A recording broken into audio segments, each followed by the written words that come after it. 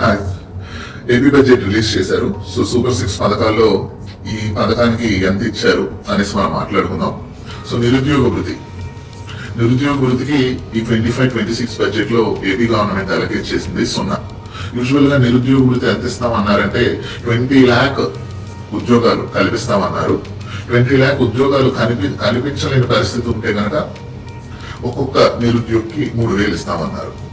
అలాగే రాగానే mega DSC మీద సైన్ చేస్తాము, లేకపోతే నా కాలర్ పెట్టుకుని అడగండి అనేసి నారా లోకేష్ గారు అన్నారు.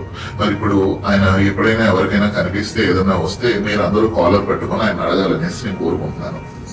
అయితే ఇప్పుడు నిరుద్యోగ వృత్తి పథకానికి వద్దాం. ఈ బడ్జెట్ అలొకేషన్ లో నిరుద్యోగ వృత్తికి అలొకేట్ చేసిన బడ్జెట్ 0, గుండు 0. సో మరి ఆల్రెడీ లాస్ట్ ఇయర్ మొత్తం ఇవ్వలేదు, ఈ ఇయర్ ఇవ్వలేదు.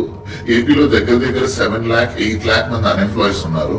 మరి వాళ్ళందరికీ 3,000 చొప్పున లెక్కేస్తే ప్రతి నెల దగ్గర ఇప్పుడు 12 3s అరౌండ్ 36,000.